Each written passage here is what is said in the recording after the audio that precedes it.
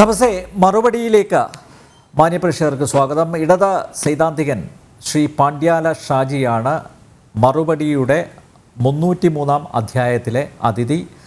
CPM കേന്ദ്ര committee അംഗവും മുൻ മന്ത്രിയും ഇടതുമുന്നണി കൺവീനറുമായ EP ജയരാജൻ BJPയിൽ ചേരാൻ ശ്രമിച്ചതിൻ്റെ സൂചനകൾ പുറത്തു വന്ന പശ്ചാത്തലത്തിലും CPM പ്രതിരോധത്തിലായ സാഹചര്യത്തിലുമാണ് ശ്രീ പാണ്ഡ്യാല ഷാജിയുടെ പ്രതികരണം അറിയാൻ ആഗ്രഹിക്കുന്നത്. ശ്രീ ഷാജി, മറുപടിയിലേക്ക് സ്വാഗതം.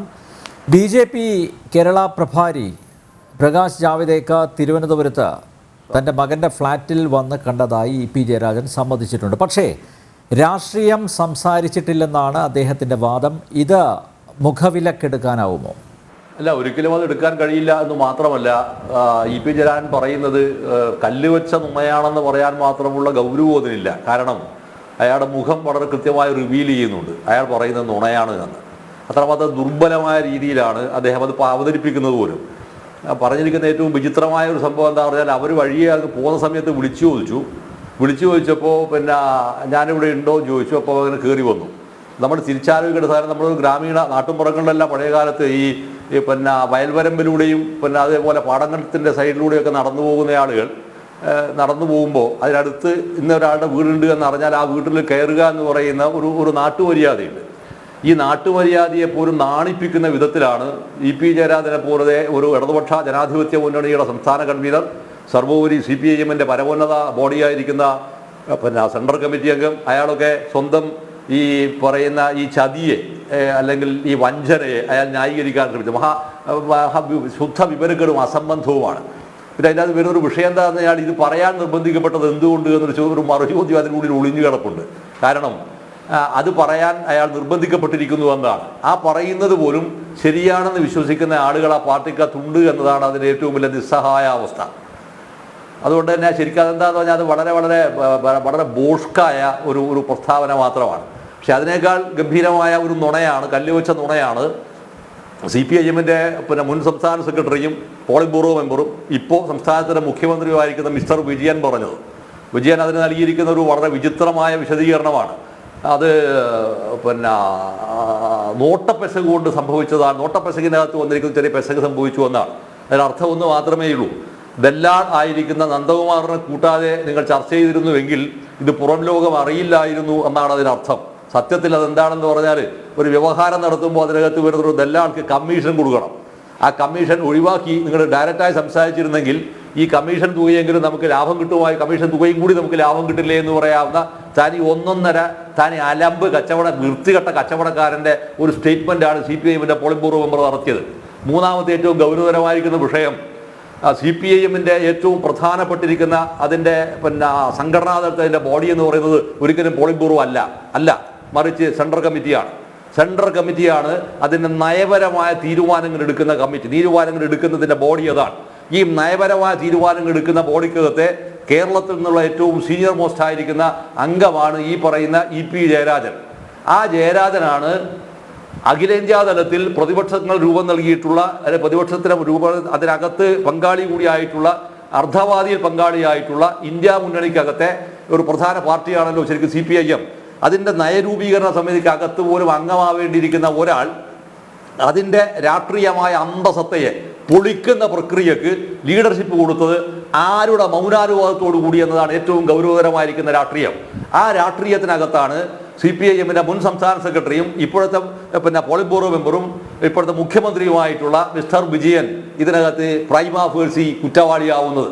അതുകൊണ്ട് തന്നെ സെൻട്രൽ കമ്മിറ്റി ഈ പറയുന്ന വിജയനെയും സിൽബന്ദികളുടെയും മേലെ നടപടിയെടുക്കണമെന്ന് സെൻട്രൽ കമ്മിറ്റി ശുപാർശ ചെയ്യേണ്ടതാണ് ഈ സംഭവത്തിന്റെ മേലെ. അതുപോലെ തമാശ പറയുന്നല്ലാതെ.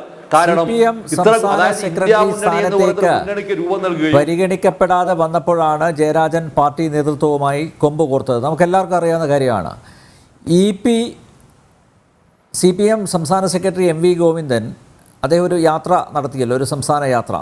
ആ യാത്രയിൽ പങ്കെടുക്കാതെ ദല്ലാൽ നന്ദകുമാറിൻ്റെ വീട്ടിൽ പോയി അമ്മയെ പൊന്നാട അണിയിച്ചത് വിവാദമായിരുന്നു. ദല്ലാളുമായി അടുത്ത ബന്ധം പുലർത്തിയിട്ടും പാർട്ടി EP-യെ താക്കീത് ചെയ്തിരുന്നില്ല. ആ സൗഹൃദം അനുസ്യൂതം തുടർന്നതുകൊണ്ടാണല്ലോ ദല്ലാൾ ഇടനിലക്കാരനായിക്കൊണ്ടുള്ള കൂടുമാറ്റ നീക്കം നടന്നത്. ഇ പിക്ക് ജാഗ്രത കുറവുണ്ടായെന്ന് പറഞ്ഞ് ഇതിനെ ലഘൂകരിക്കാനാവുമോ? മാത്രമല്ല, താങ്കൾ നേരത്തെ ചൂണ്ടിക്കാണിച്ചു പിണറായി വിജയൻ കൂടി ഈ ഇതിൽ പ്രതിചേർക്കപ്പെടും എന്ന കാര്യത്തിൽ സംശയമില്ല എന്ന് താങ്കൾ നേരത്തെ ചൂണ്ടിക്കാണിച്ചു. അപ്പോൾ അദ്ദേഹത്തിൻ്റെ അറിവോടുകൂടി ആയിരിക്കുമോ ഇങ്ങനെയൊരു നീക്കം നടന്നത്? ഇതിൻ്റെ മറ്റ് തലങ്ങൾ എന്തൊക്കെയാണ്? തീർച്ചയായും മിസ്റ്റർ നമ്പ്യാർ, തീർച്ചയായും ഈ പറയുന്ന ഡബിൾ ചെങ്കൻ എന്ന് പറയുന്ന മിസ്റ്റർ വിജയന്റെ അനുഗ്രഹാശിസ് കൂടി അദ്ദേഹം ഡെപ്യൂട്ട് ചെയ്തതാണ് ഇവരുമായി സംസാരിക്കണമെന്ന്. ഈ ഡെപ്യൂട്ട് ചെയ്താൽ ഇയാളെ നിശ്ചയിക്കാനുള്ള കാരണം എന്ത് എന്നുള്ളതാണ്. ആ കാരണത്തിൽ പരമപ്രധാനമായിരിക്കുന്ന ഘടകം എന്ത് വിടുവായിത്തരവും എന്ത് വിഡ്ഢിത്തവും ഏത് അറ്റം വരെ പോയി അപമാനം സഹിച്ചായാൽ പോലും തൻ്റെ യജമാനനെ തൃപ്തിപ്പെടുത്താനുള്ള അങ്ങേയറ്റം അളിഞ്ഞൊരവസ്ഥയിൽ പോയി കാര്യങ്ങൾ സാധിച്ചു വരാൻ ഇയാളെ പോലെ പ്രാപ്തൻ വേറൊരാളില്ല എന്ന് വിജയന് മനസ്സിലായതുകൊണ്ടാണ് വിജയൻ എന്ത് ചെയ്തതെന്ന് പറഞ്ഞാൽ ഇയാൾ ഇതിന് ഡെപ്യൂട്ട് ചെയ്തത്. ആ ഡെപ്യൂട്ടേഷൻ അതിനകത്ത് വന്നതോടുകൂടിയാണ് ഇയാൾ ഈ സംഗതി വളരെ ബഹുദൂരം മുമ്പോട്ടേക്ക് പോയതും. ആ പോയതിൻ്റെ അടിസ്ഥാനത്തിൽ സ്വാഭാവികമായിട്ടും നമ്മൾ ആലോചിക്കേണ്ട ഒരു വിഷയം, കേരളം നേരിടുന്ന എന്തെങ്കിലും ഗുരുതരവും ഗൗരവമായിരിക്കുന്ന സാമ്പത്തിക രാഷ്ട്രീയ പ്രതിസന്ധികളെ അതിജീവിക്കുന്നതിനുള്ള ശ്രമത്തിന്റെ ഭാഗമായാണോ ശരിക്ക് ഈ ചർച്ച നടത്തിയത്? അല്ലാതെ ഇപ്പൊ നമുക്ക് വ്യക്തമായല്ലോ. ഒന്ന്. രണ്ട്, നിങ്ങളെ ഇതിനെ ഡെപ്യൂട്ട് ചെയ്ത് എന്ത് വിഷയത്തിന്റെ മേലെയാണ്? ഇയാൾ അഭിമുഖീകരിക്കുന്ന ഗുരുതരമായ ഒട്ടനവധി കേസുകളുണ്ട്. അതിൽ ഏറ്റവും പ്രധാനമായിരിക്കുന്ന കേസ് ഇപ്പൊ കഴിഞ്ഞ ദിവസം സ്വപ്ന സുരേഷ് റിവീൽ ചെയ്തിട്ടുള്ള സംഭവമുണ്ട്. നേരത്തെ പറഞ്ഞതും എന്നാൽ വീണ്ടും അത് ഫോക്കസിംഗ് പോയിന്റിലേക്ക് അവർ കൊണ്ടുവന്നിരിക്കുന്നതുമായ ഒരു സംഭവമുണ്ട്, സ്പ്രിംഗ്ലർ അഴിമതി. അത് സംസ്ഥാനത്തിനകത്തും അതിനകത്തുള്ള മുഴുവൻ ആളുകളുടെയും DNA അടക്കം ചോർത്തി കൊടുക്കാൻ ആവശ്യമായിരിക്കുന്ന ഡാറ്റാസ് വിൽക്കുന്ന ഒരു ഏർപ്പാട് ഇദ്ദേഹത്തിന്റെ മകൾ വീണ വിജയൻ നടത്തി എന്നുള്ള ഗുരുതരമായ ആരോപണമാണ് സ്വപ്ന സുരേഷ് ഉന്നയിച്ചത്. അതിനർത്ഥം അത് ഗുരുതരമായിരിക്കുന്ന രാജ്യദ്രോഹ കുറ്റമാണ്. രാജ്യദ്രോഹ കുറ്റത്തിന് വിചാരണ ചെയ്യപ്പെടേണ്ടുന്ന, ജാമ്യം കിട്ടാത്ത അവസ്ഥയിൽ നിലവറക്കുള്ളിൽ കിടന്ന് മരിക്കേണ്ടുന്ന ഈ രണ്ട് കഥാപാത്രങ്ങൾ ഉൾപ്പെടെയുള്ളവരെ സംരക്ഷിക്കാൻ ആവശ്യമായിരിക്കുന്ന സംവിധാനങ്ങൾ ഒരുക്കാൻ പ്രകാശ് ജാവ്ദേക്കറെ ഉപയോഗിക്കാൻ കഴിയുമോ എന്നും അതിനുള്ള സാധ്യതകളുണ്ടോ എന്ന് അന്വേഷിക്കാനും കൂടിയാണ് യഥാർത്ഥത്തിൽ ഈ പറയുന്ന EP ജയരാജനെ ഈ ജാവ്ദേക്കറുടെ അടുത്തേക്ക് അയക്കുന്നത്. ഇനി മറ്റൊരു വിഷയം നിങ്ങൾ എടുക്കുക. ഈ പ്രകാശ് ജാവ്ദേക്കർ എന്ന് പറയുന്നയാൾക്ക് ഇന്ത്യയിൽ ഇന്ന് ഏതെങ്കിലും അധികാരത്തിന്റെ പദവിയിൽ നിൽക്കുന്ന അദ്ദേഹമാണോ? അദ്ദേഹം ഒരിക്കലും അല്ലല്ലോ. നേരത്തെ ആയിരുന്നു, ഇപ്പോൾ അല്ല. പകരം ഇന്ത്യൻ പ്രധാനമന്ത്രിയുടെ അംബാസഡറായി അല്ലെങ്കിൽ പ്രതിനിധിയായി കേരളത്തിലേക്ക് ഡെപ്യൂട്ട് ചെയ്യപ്പെട്ടിട്ടുള്ള ഒരു പ്രഭാരിയാണ്. സ്വാഭാവികമായും ഭരണപരമായ അഖിലേന്ത്യാ തലത്തിലുണ്ടാക്കുന്ന ഭരണപരമായ സംഭവത്തേക്കാൾ പ്രധാനം അതിൻ്റെ നയരൂപീകരണവും അതിൻ്റെ ആഭ്യന്തരമായ മറ്റ് ഘടകങ്ങളെയും സ്പർശിക്കാനും അല്ലെങ്കിൽ വേണമെങ്കിൽ അതിനകത്ത് എന്തെങ്കിലും ഒരു രീതി നടപ്പിലാക്കാനും കഴിയുന്ന ശക്തനായിരിക്കുന്ന ഒരാളെയാണ് ഇയാൾ സംസാരിക്കാൻ ചുമതലപ്പെടുത്തുന്നത് എന്ന് വരുമ്പോഴാണ് ഈ നിഗൂഢതയുടെ ആഴം എന്താണെന്ന് നമ്മൾ തിരിച്ചറിയേണ്ടത്. ആ ആഴത്തിൽ നിന്നുകൊണ്ട് വേണം കേരളത്തിലെമ്പാടുമുള്ള 3.25 കോടി മലയാളികളും അതിൽ മഹാഭൂരിപക്ഷമുണ്ട് എന്ന് ഇവർ തന്നെ പറയുന്ന പാർട്ടി സഖാക്കളെയും ഒറ്റ കൊടുക്കുന്ന പണിയാണ് വാസ്തവത്തിൽ ഈ വിജയൻ ഇതിനകത്ത് ചെയ്തത്. അതുകൊണ്ട് തന്നെ തീർച്ചയായും വിജയനെതിരെ നടപടിക്ക് സെൻട്രൽ കമ്മിറ്റി ശുപാർശ ചെയ്യേണ്ടതാണ്. ആ ശുപാർശ നടക്കുമെന്നുള്ള ഒരു വിശ്വാസവും എനിക്കില്ല. കാരണം അതിനകത്ത് ശുപാർശ ചെയ്യേണ്ടിരിക്കുന്ന ആളാണല്ലോ ഈ സെൻട്രൽ കമ്മിറ്റി മെമ്പർ, ഈ പറയുന്ന ഒരാൾ. രണ്ടാമത് ആൾ വരുന്ന ഒരാളെ സീനിയർ മോസ്റ്റ് എന്ന് പറഞ്ഞിട്ട് വരാനുണ്ടായിരിക്കുന്ന ഒരാൾ MP ഗോവിന്ദൻ, പിന്നെ വരുന്നു ശ്രീമതി അടുത്തി, പിന്നെ വരുന്നു ശൈലജ ടീച്ചർ. നമ്മൾ ഈ കണ്ണൂർ ജില്ലയിൽ നിന്നുള്ള കേസാണ് ഞാൻ പറഞ്ഞത്. അങ്ങേ പുറത്ത് വരുന്നു പിന്നെ വിജയരാഘവൻ. ഇങ്ങനെ വരുന്ന ആൾക്കാരാണ്, AK ബാൽ, ഇങ്ങനെയുള്ള ആൾക്കാരാണ്. ഇതിൽ ഒരൊറ്റയാൾ പോലും ഈ നിലവിലുള്ള കേരളത്തിലെ മുഖ്യമന്ത്രിയായിട്ടുള്ള മിസ്റ്റർ വിജയനെതിരായി കമ എന്നൊരക്ഷരം ഉരിയാടാൻ ഊക്കോ ധൈര്യമോ മുട്ടോ നട്ടലോ ഇല്ലാത്തവരാണ്. അങ്ങനെ അല്ലാത്ത ആളുകളെ മുഴുവൻ തന്നെ ഈ സെൻട്രൽ കമ്മിറ്റിയിലേക്ക് കയറ്റുക വഴി സെൻട്രൽ കമ്മിറ്റി എന്ന സംവിധാനത്തെ തൻ്റെ കീശയിൽ തൻ്റെ പോക്കറ്റിൽ വെക്കാവുന്ന ഒരു ഉപകരണം മാത്രമാക്കി ചുരുക്കുക എന്ന ഗുരുതരവും അക്ഷന്തവ്യവുമായിരിക്കുന്ന പാർട്ടി വിരുദ്ധ പ്രവർത്തനവും നടത്തിയിരിക്കുന്ന ആളാണ് സത്യത്തിൽ ഈ മിസ്റ്റർ വിജയൻ. അതുകൊണ്ട് തന്നെ ആ സംഭവം അവിടെ പ്രയോഗത്തിൽ വരികയില്ല. പിന്നെ വരേണ്ടത് എവിടെയാണ്? പാർട്ടിക്ക് അകത്തു വരാവുന്ന ബ്രാഞ്ചുകൾ തൊട്ട് മുകളിലേക്ക് വരാവുന്ന ഘടകങ്ങളിലൂടെ ഇതിനെ വരുന്ന പ്രതിഷേധമാണ്. ഒരൊറ്റ ഒരുത്തനെ പോലും അങ്ങനെയുള്ള ഒരാളെയും ഇതിനകത്ത് വളർത്തിയെടുത്തിട്ടുമില്ല. ആ അർത്ഥത്തിൽ വരുമ്പോൾ രാഷ്ട്രീയമായും സംഘടനാപരമായും പ്രത്യയശാസ്ത്രപരമായും സൈദ്ധാന്തികമായും എല്ലാ മേഖലയിലും ഈ പാർട്ടിയെ നശിപ്പിക്കുന്നതിൽ അപാരമായ വൈദഗ്ധ്യം കാണിച്ചതിന്റെ ചാമ്പ്യൻ ക്യാപ്റ്റനാണ് ഈ പറയുന്ന മുഖ്യമന്ത്രി മിസ്റ്റർ വിജയൻ. അതിന്റെ കൈക്കാരനാണ്. ഇപ്പൊ എന്തായത് കൈക്കാരനിലൂടെയാണ് ഈ വിജയന്റെ ഈ വിക്രിയ പകൽ വെളിച്ചത്തിൽ പിടിക്കപ്പെട്ടിട്ടുള്ളത്. ഈ പിടിക്കപ്പെട്ട അവസ്ഥയിൽ ജനങ്ങളോട് ഇവരെന്ത് പറയണമെന്നുള്ളതാണ് ഈ പ്രശ്നം. ആ പ്രശ്നത്തിലാണ് ഒരു നാണവും മാനവും ഇല്ലാതെ ഈ പിണറായി RC സ്കൂളിൽ വെച്ച് അയാൾ പറഞ്ഞിരിക്കുന്ന കമന്റ് കേട്ടില്ലേ? അവർ പറഞ്ഞ കമന്റ് കേട്ടില്ലേ? അതൊരു നോട്ടപ്പെസക മാത്രമാണ്. നല്ല നോട്ടപ്പെസക അതല്ലേ? പാർട്ടി സെൻട്രൽ കമ്മിറ്റിക്ക് നോട്ടപ്പെസകേ. മറുഭാഗത്ത് വരുന്നു VS അച്യുതാനന്ദനെതിരായിട്ട് നിങ്ങൾ മുൻപ് ഓർമ്മയുണ്ടോ എന്നൊക്കെ അറിയാം. നിങ്ങൾ എന്തായാലും നിങ്ങളുടെ തല ഓർമ്മയിൽ ഉണ്ടാവുന്നത് പിന്നെ TK ഹംസ വളരെ മോശമായ രീതിയിലുള്ള പ്രയോഗം നടത്തിയപ്പോ പത്രക്കാരൻ അന്നേരം ഇയാളോട് ചോദിക്കുന്നത്, അന്ന് ഇയാൾ പാർട്ടി സെക്രട്ടറിയാണ്, ഇയാൾ ചോദിച്ചത് ചോദ്യമുണ്ട്, പിന്നെ ഹംസ ഇങ്ങനെ പറയുന്നത് അതിന്റെ കൂടെ VS വല്ലാതെ പ്രതിഷേധിച്ചല്ലോ എന്ന്. അന്നേരം ഇയാൾ പറഞ്ഞ മറുപടി ഉണ്ട്. ആ മറുപടി എന്താണെന്ന് പറഞ്ഞാല് അതൊരു നാടൻ പ്രയോഗമല്ലേ എന്നാണ്. ഇയാൾ ഇങ്ങനെ ഈ വക്രിച്ച വഷണായിരിക്കുന്ന ഭാഷാ പ്രയോഗങ്ങൾ കൊണ്ട് വളരെ ഗൗരവമായിരിക്കുന്ന രാഷ്ട്രീയ പ്രശ്നത്തെ നിസ്സാരവൽക്കരിക്കുകയും ഇതുവഴി ഇയാൾ ചെയ്തു വെച്ചത് ഇന്ത്യയിൽ രൂപപ്പെടാനിരിക്കുന്ന ഇന്ത്യ മുന്നണി എന്ന് പറയുന്ന വലിയ ഒരു പ്രതിപക്ഷ മുന്നണിയുടെ അസ്ഥിവാരത്തിന് കടക്ക് കത്തിവെക്കുകയാണ് ഇയാൾ ചെയ്തത്. ഇതിന്റെ മറ്റൊരു ഗൗരവം അറിയിക്കുന്ന ഉദാഹരണത്തിന് വേറൊരു വേർഷയുടെയാണെന്ന് പറഞ്ഞാല് സീതാറാം യെച്ചൂരിയാണല്ലോ CPIM അഖിലേന്ത്യാ ജനറൽ സെക്രട്ടറി. അദ്ദേഹത്തിന് എപ്പോഴെങ്കിലും ഏതൊരു ഘട്ടത്തിൽ ഇയാൾ പാർട്ടി സെക്രട്ടറി ആയതിൽ പിന്നീട് പിന്നെ കേരളത്തിന്റെ സമ്പൂർണ്ണമായിരിക്കുന്ന പിന്നെ ഒരു പിന്തുണ, പാർട്ടി ഘടകത്തിന്റെ പിന്തുണ യെച്ചൂരിക്ക് കൊടുത്തിട്ടുണ്ടോ? ഉണ്ട് എങ്കിൽ നിങ്ങൾ പറയുന്നത് ഞാൻ പിൻവലിക്കാം. ഒരു ഘട്ടത്തിൽ പോലും കൊടുത്തിട്ടില്ല. ഇത് കൊടുക്കാതിരിക്കാനുള്ള കാരണം എന്താണ്? അടിസ്ഥാനപരമായിരിക്കുന്ന വിയോജിപ്പിന്റെ വിഷയമാണത്. ആ വിയോജിപ്പിന്റെ വിഷയമായതുകൊണ്ട് തന്നെയാണ് ദേശീയ തലത്തിൽ CPIM ദുർബലമാക്കപ്പെടുകയും ഒന്നുമല്ലാതായി തീരുകയും ചെയ്തപ്പോൾ പോലും രാജ്യസഭക്കകത്തേക്ക് സീതാറാം യെച്ചൂരിയെ ബംഗാളിൽ നിന്ന് പറഞ്ഞേക്കാമെന്ന് കോൺഗ്രസ് പാർട്ടി ശുപാർശ ചെയ്തപ്പോൾ ആ 2 തവണയും ടോർപ്പുഡ് ചെയ്തതാരാണ്? ഈ പറയുന്ന മഹാമാന്യനായിരിക്കുന്ന ഈ ഡബിൾ ചങ്കൻ, ഈ ചങ്ങായ്യ, ഈ പറയുന്ന വിജയൻ എന്ന് പറയുന്ന ഈ ചങ്ങായ്യ 2 തവണയുമായി ടോർപ്പുഡ് ചെയ്ത് അതിന്റെ ഫലമാണ് രാജ്യസഭക്കകത്ത് വളരെ ഗൗരവതരമായി സ്വന്തം പാർട്ടിയുടെ നിലപാട് പോലും വിശദീകരിക്കാൻ കഴിയാത്ത വിധം ഈ പാർട്ടി നിരാധാരമാക്കപ്പെട്ടത് എന്ന ഗൗരവതരമായ വിഷയമുണ്ട്. ഇത്തരം വിഷയങ്ങളെല്ലാം ഉണ്ടായിട്ട് കൂടിയും കേരളത്തിനകത്തെ പാർട്ടിക്കാർ എന്തുകൊണ്ട് അനങ്ങുന്നില്ല എന്നതാണ് അതിന് ഏറ്റവും പ്രധാനപ്പെട്ടിരിക്കുന്ന വിഷയം. അപ്പോൾ EPക്കെതിരെ നടപടിയെടുത്താൽ പിണറായിക്കെതിരെയും നടപടിയെടുക്കേണ്ടി വരില്ലേ? VS നഖശിഖാന്തം വിമർശിച്ച ഫാരിസ് അബൂബക്കറിനെ പോലുള്ള ഷേഡി ക്യാരക്ടേഴ്സുമായി പിണറായിക്കുള്ള അടുപ്പം നാട്ടിൽ പാട്ടാണ്. അതുകൊണ്ട് നടപടിയിൽ നിന്ന് പിണറായിയെ ഒഴിവാക്കാൻ പറ്റുമോ? അല്ല, പിണറായിക്കെതിരെ നടപടി വരുമെന്നുള്ളതിനേക്കാൾ പ്രധാനമെന്ന് പറഞ്ഞാൽ പാർട്ടി സെൻട്രൽ കമ്മിറ്റിക്ക് ജയരാജനെതിരെ ഒരു നടപടി ശുപാർശ ചെയ്യാൻ കഴിയില്ല എന്നുള്ള ശുപാർശ ചെയ്യില്ല. ഇത് ചെയ്യില്ല എന്നതിന്റെ പ്രഖ്യാപനമാണ് RC സ്കൂളിൽ വെച്ചിട്ട് മിസ്റ്റർ വിജയൻ പറഞ്ഞത്. അദ്ദേഹം പറഞ്ഞെന്താണ്? അതൊരു നോട്ടപ്രസംഗ മാത്രമാണ്, ആരോടും സംസാരിക്കുന്നതൊന്നും കുറ്റകരമല്ല. അതാണ് ഏറ്റവും പ്രധാനപ്പെട്ട അതിന്റെ വേർബ് അതാണ്. ആരോടും സംസാരിക്കുന്നത് കുറ്റകരമല്ല എന്ന് പറഞ്ഞ അർത്ഥം എന്താണ്? പ്രകാശ് ജാവ്ദേക്കറുമായി സംസാരിച്ചത് കുറ്റകരമാണ് എന്ന് നാളെ നിങ്ങളാരും വിധിയെഴുതാനും വരണ്ട, ഞാനത് സമ്മതിക്കില്ല എന്നാണ്. അതിനർത്ഥം നിങ്ങൾക്ക് ഇതിനകത്ത് മറ്റാരെങ്കിലും ഉണ്ടെങ്കിൽ അവർക്കെല്ലാം തന്നെ എന്താവാം, ഈ തരത്തിലുള്ള ചർച്ചകളിലേക്ക് കടക്കാമെന്ന പരസ്യ പ്രഖ്യാപനമാണ്. അതായത് ഒരു പാർട്ടിയുടെ സംഘടനയെ അടിമുടി പൊളിക്കുന്ന പണിക്ക് യഥാർത്ഥത്തിൽ ഈ മുഖ്യമന്ത്രി അല്ലെങ്കിൽ പാർട്ടിയുടെ വലിയ പ്രമാണി എന്ന് പറയുന്ന അയാൾ അതിന് അനുവാദം നൽകിയിരിക്കുന്നു എന്നതാണ്.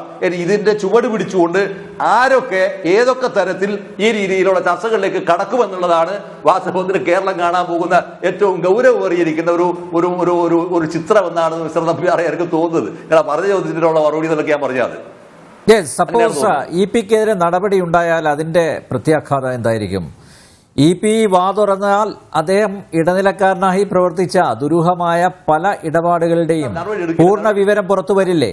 അതെ, അതുകൊണ്ട് നടപടി എടുക്കില്ല. കാരണം EPക്കെതിരെ നടപടി എടുക്കണമെന്നുള്ള ശുപാർശ ആരെങ്കിലും ചെയ്യുകയോ കേരള ഘടകം ചെയ്യുകയാണ് എങ്കിൽ EP ജയരാജൻ എന്ന് പറഞ്ഞാൽ അയാൾക്ക് ബെല്ലും ബ്രേക്കും ഇല്ലാത്ത ഒരാളാണ് അയാൾ എന്ന് പറഞ്ഞാൽ അയാൾ മുഴുവൻ അങ്ങ് വിളിച്ചു പറയാൻ തുടങ്ങിക്കഴിഞ്ഞാൽ മുട്ട പൊട്ടിയതുപോലെ, കുപ്പി ചിതറിയതുപോലെ ഈ പറയുന്ന മഹാമാനങ്ങളുണ്ടാക്കിയിരിക്കുന്ന സാമ്രാജ്യങ്ങൾ മുഴുവൻ തവിട് പൊടിയാവുകയും അയാൾ എന്താണ് ഇന്ന് എക്സ്പോസ് ചെയ്യപ്പെടുകയും ചെയ്യും. ആ ഒരു ഭയം ഉള്ളത് കൊണ്ടും കൂടിയാണ് അയാൾ എന്ത് ചെയ്തതെന്നറിയോ? ഇയാൾക്കെതിരെ നടപടി ഉണ്ടാവാൻ പോലും പാടില്ല എന്ന അർത്ഥത്തിൽ അന്തിമ വാക്ക് എന്ന നിലയിൽ ഇയാൾ അതിനെ ഒരു എന്താ പറയുക ഒരു ശാസന പുറപ്പെടുവിച്ചത്. ഇവിടെയും വരുന്നൊരു വലിയ പ്രധാനപ്പെട്ടിരിക്കുന്ന വിഷയമുണ്ട്. ആ വിഷയം എന്താണെന്ന് പറഞ്ഞാൽ EPക്കെതിരെ എന്തെങ്കിലും തരത്തിലുള്ള പരാമർശം നടത്താനുള്ള പാർട്ടി ഭരണഘടന പ്രകാരം ഉണ്ടായിരിക്കുന്ന അവകാശമാർക്കാണ്? മുഖ്യമന്ത്രിക്കാണോ? ഏത് ഭരണഘടനയാ അത്? ഏത് ഭരണഘടനയാ അത്? 18ാമത്തെ വയസ്സിൽ പാർട്ടി മെമ്പർഷിപ്പ് കിട്ടിയോനാ ഞാൻ എനിക്കറിയാം ഭരണഘടന എന്താണ്? ഇവിടെ ഏത് ഭരണഘടന വെച്ചിട്ടാണ് എടുത്ത് പറയുന്നത്? സത്യത്തിൽ എന്താ പറഞ്ഞാൽ ഇതിന്റെ മേലെ എന്തെങ്കിലും അഭിപ്രായം പറയണമെങ്കിൽ ആ അഭിപ്രായം പറയേണ്ടത് ഗോവിന്ദനാ പറയുന്നത്, MP ഗോവിന്ദനാ മറുപടി പറയേണ്ടത്. ഗോവിന്ദൻ അതിന് അത്തരത്തിന്റെ മുകളിൽ ഒരു അഭിപ്രായ പ്രകടനം നടത്താതിരിക്കവേ അതിന് മുന്നോടിയായി ഇയാൾ ഈ അഭിപ്രായ പ്രകടനം നടത്താനുള്ള കാരണം ഒറ്റൊന്ന് മാത്രമാണ്, ഗോവിന്ദന് ഇത് പ്രൊട്ടക്ട് ചെയ്യാൻ പറ്റിയില്ലെങ്കിലോ എന്ന സംശയത്തിന്റെ മേലെയാണ് ഈ പറയുന്ന മിസ്റ്റർ വിജയൻ ഇതിന്റെ കൊടുക്കാറ്റ് ആദ്യത്തെ സ്റ്റേറ്റ്മെന്റും കൊടുത്തിട്ട് അതിനനുബന്ധമായി MP ഗോവിന്ദൻ പറഞ്ഞ സംഭവമാണ്. അതൊക്കെ മുഖ്യമന്ത്രി പറഞ്ഞിട്ടുണ്ട്, എല്ലാം അതിൽ ഉൾച്ചേർന്നിട്ടുണ്ട് എന്നാണ്. പത്രക്കാർ പിന്നെ ആ രീതിയിലാണ് എല്ലാം അത് ഉൾച്ചേർ മൂപ്പറ വർത്താനം എപ്പോഴും അങ്ങനെയാണ്. വലിയ എല്ലാം എന്താ പറയുക, ഓരോ സെന്റൻസ് ഓരോ വരിക്കകത്ത് എമ്പടിയിലാണ് എന്ന് നമ്മൾ കണ്ടെത്തി പത്രക്കാർ കണ്ടെത്തി വിശദീകരിക്കലാണ്. അങ്ങനെ വരുമ്പോൾ ഇയാളൊരു വലിയ ഭാഷാ വിദഗ്ധനും അല്ലാണെന്നുള്ള ഒരു പൊട്ടൻ വ്യാഖ്യാനം അതിന്റെ കൂടെ കൂട്ടിച്ചേർക്കുകയാണ് ചെയ്യുക. സത്യത്തിൽ ഇത് പാർട്ടി ഭരണഘടനാ വിരുദ്ധമായ പ്രസ്താവനയാണ് മിസ്റ്റർ വിജയൻ നടത്തിയത്. അത് നടത്തേണ്ടതിന്റെ രാഷ്ട്രീയവും സംഘടനാപരവുമായിരിക്കുന്ന ഉത്തരവാദിത്വം ഗോവിന്ദനാണ്. ഗോവിന്ദന്റെ അക്ഷരം ഉരിയാടിയിട്ടില്ല. ഈ ഉരിയാടാത്തത് കൊണ്ട് തന്നെ ഗോവിന്ദനെ അതിന്റെ കൂടെ ഒന്നും ചെയ്യാനും പോകുന്നില്ല. ഈ വിജയൻ അതിന്റെ മുകളിൽ നടപടി വേണ്ട എന്നുള്ള രീതിയിൽ ധ്വനിപ്പിച്ചത് കൊണ്ട് തന്നെ നടപടി എടുക്കാനും പോകുന്നില്ല. നടപടിക്ക് അങ്ങാൽ ശുപാർശ ചെയ്യുന്ന ഒരു ചിത്രം ഉണ്ടാവുകയാണെങ്കിൽ അത് പിന്നെ ഒരു വെറുതെ നമ്മൾ വാദത്തിന് വേണ്ടി പറയുന്നതാണ്. ഉണ്ടാവുകയാണെങ്കിൽ പിന്നെ ജയരാജൻ വായിത്തു എന്ന് വിളിച്ചു പറഞ്ഞാൽ ഇയാൾ എന്താണ് എന്ന് കൃത്യമായി പബ്ലിക്കിന്റെ മുമ്പിൽ റിവീൽ ചെയ്യപ്പെടും. അത് മാത്രമല്ല, അഴിമതിയുടെ നാറുന്ന കഥകൾ തന്റെ കുടുംബം സമ്പാദിച്ചു കൂട്ടിയിരിക്കുന്ന ശതകോടികളുടെ കഥകൾ, ആ കഥകൾ മുഴുവൻ തന്നെ ഇയാൾ വിളിച്ചു പറഞ്ഞ ഒരു മണ്ണാങ്കട്ടയും ഈ മിസ്റ്റർ വിജയൻ ഈ പറയുന്ന EP ജയരാജനെതിരെ ഒരു ചെറുവിലനക്കാൻ പോലും അയാൾക്ക് ധൈര്യം ഉണ്ടാവില്ല. ഞാൻ വെറുതെ പറയുന്നില്ല, ധൈര്യം ഉണ്ടാവില്ല. അത്ര നിസ്സഹായനാണ് ഇപ്പൊ അയാള്. അതുകൊണ്ട് തന്നെ ആ അർത്ഥത്തിൽ EP വളരെ ശക്തനുമാണ്. ഈ ശക്തിയുടെ പിൻബലത്തിലും കൂടിയാണ് അയാൾ എന്ത് ചെയ്തിട്ടുണ്ടാവുക, അയാൾ ജാവ്ദേക്കറുമായി സംസാരിച്ചിട്ടുണ്ടാവുക. ഇനി വേറൊരു ചോദ്യമില്ലേ, ഏത് ഘടകത്തിന്റെ തീരുമാനപ്രകാരമാണ് ജാവ്ദേക്കറുമായി EP ജയരാജൻ സംസാരിക്കാൻ പോയത്? ഏത് ഘടകത്തിന്റെ നിശ്ചയപ്രകാരമാണത്? എന്താണ് നിങ്ങൾ സംസാരിക്കാൻ പോയത്? ഏത് രാഷ്ട്രീയ നിലപാടിനെ സാധൂകരിക്കാനാണ് സംസാരിക്കാൻ പോയത്? ഈ ചോദ്യത്തിന് മറുപടി കിട്ടണം. ഈ ചോദ്യത്തിനൊരു മറുപടി കിട്ടേണ്ടത് ഇപ്പൊ ഷാജി ചോദിക്കുന്നതല്ല ചോദ്യം. ആ ചോദ്യം ആര് ചോദിക്കണം? ഈ കേരളത്തിനകത്തുള്ള മുഴുവൻ പാർട്ടിയുടെ ഘടകങ്ങൾക്കകത്ത് ഓരോ പാർട്ടി മെമ്പർ ചോദിക്കേണ്ട ചോദ്യമാണ്. ഒരാൾക്കും ചോദ്യമില്ലാതിരിക്കാൻ കാരണം നിങ്ങൾ ചോദ്യങ്ങൾ ചോദിക്കാൻ പാടില്ല എന്ന ഒരു രീതി ഈ പാർട്ടിക്കകത്ത് കൊണ്ടുപോയി ഉറപ്പിച്ചിരിക്കുന്നു. അതിനനുബന്ധമായാണ് മേലേത് തൊട്ടിട്ട് പാർട്ടി സംസ്ഥാന സെക്രട്ടറിയോട് താഴെ വരാവുന്ന എല്ലാ ആളുകളും ഇതിനനുബന്ധമായി മാത്രം പ്രവർത്തിക്കുന്നവരാണ്. അതുകൊണ്ട് തന്നെ ഒരു ചോദ്യവും ആ പാർട്ടിക്കകത്ത് നിന്ന് ആർക്കെതിരെ ഉന്നയിക്കാൻ പോകുന്നില്ല. സ്വയം എന്താവും ഈ രീതിയിലുള്ള ഏർപ്പാട് നടത്തിയിട്ട് തിരിഞ്ഞു പോവുക എന്നുള്ളതാണ്. പക്ഷേ ഇതിൽ ഏറ്റവും സങ്കടകരമായിരിക്കുന്ന ഒരു കാര്യം, ഒരു ഭാഗത്ത് പരിവാറിൻ്റെതായിരിക്കുന്ന ഒരുപാട് ആളുകൾ കൊല്ലപ്പെട്ടിട്ടുണ്ട് കണ്ണൂർ ജില്ലയുടെ വിവിധ ഭാഗങ്ങളിൽ, പ്രത്യേകിച്ച് മലബാർ മേഖലയിൽ. മറുഭാഗത്ത് CPIM-ൻ്റെതായിരിക്കുന്ന ഒരുപാട് ആളുകൾ ഇതേപോലെ കൊല്ലപ്പെട്ടിട്ടുണ്ട്. ആ കൊല്ലപ്പെട്ടു പോയിരിക്കുന്ന ആത്മാക്കളുടെ കീറിപ്പറഞ്ഞ കരച്ചിലുണ്ടാവും ഈ കേരളീയ പൊതുസമൂഹത്തിനകത്ത്. അതെങ്കിലും ഒന്ന് ഓർക്കേണ്ടിയിരുന്നില്ലേ? ഇതൊന്നുമില്ലാതെ വഴിയെ പോകുന്ന സമയത്ത് ജാവ്ദേക്കർ ഞാനവിടെ ഉണ്ടോ നോക്കിയിട്ട് അവിടെ കയറാൻ വന്നു. എത്ര ലളിതമായാണ് പറയുന്നത്. തെരഞ്ഞെടുപ്പിൽ ഇതിന്റെ ഒരു റിഫ്ലക്ഷൻ ഉണ്ടായി കാണുമോ? ഈ കൂടുമാറ്റ നീക്കം അതിനെ പാർട്ടി അണികൾ ഇപ്പോഴും ആ പ്രസ്ഥാനത്തിൽ വിശ്വസിക്കുന്നവർ എങ്ങനെയായിരിക്കും എടുത്തിട്ടുണ്ടാവുക? അത് തെരഞ്ഞെടുപ്പിൽ പ്രതിഫലിച്ചിട്ടുണ്ടാവുമോ? അവരുടെ അമർഷം, അവരുടെ രോഷം? അത് തീർച്ചയായും മിസ്റ്റർ നമ്പ്യാർ, അതൊരു വലിയ ഘടകം എന്താന്ന് പറഞ്ഞാല്, ഒന്ന് ഈ പറയുന്ന വിജയനും ഈ പറയുന്ന പാർട്ടി സെക്രട്ടറിയും അതിന്റെ നേതാക്കന്മാരും പറയുന്ന ഒരൊറ്റ കാര്യവും പൊതുജനം വിശ്വസിച്ചിട്ടുണ്ടാവില്ല. ഇനി വിശ്വസിക്കാനേ പോകുന്നില്ല കേരളത്തിൽ. ഈ വിശ്വസിക്കാനാവാത്ത ഒരവസ്ഥ കേരളത്തിൽ ഏറ്റവും കൂടുതൽ ഇപ്പം നിർമ്മിക്കപ്പെട്ടിട്ടുണ്ടാവുക കേരളത്തിലെ മതന്യൂനപക്ഷ ജനവിഭാഗങ്ങളാണ്. അത് മുസ്ലിമാണ്, മറുഭാഗത്ത് ക്രിസ്ത്യൻ അത്രയേറെ പണ്ടുകാലം മുതലേ അടുത്തിട്ടുണ്ടായിരുന്നില്ല. പക്ഷേ CPM-മായി ഏറ്റവും അടുത്ത ബന്ധം നേരത്തെ ഉണ്ടായിരുന്നത് 1964 ഉണ്ടായിരുന്നത് മുസ്ലിം ജനസാമാന്യത്തിലാണ്. ആ ജനസാമാന്യത്തെ പറ്റിക്കുകയായിരുന്നു എന്ന് ഇപ്പൊ അവർക്ക് കൃത്യമായി ബോധ്യപ്പെട്ടു.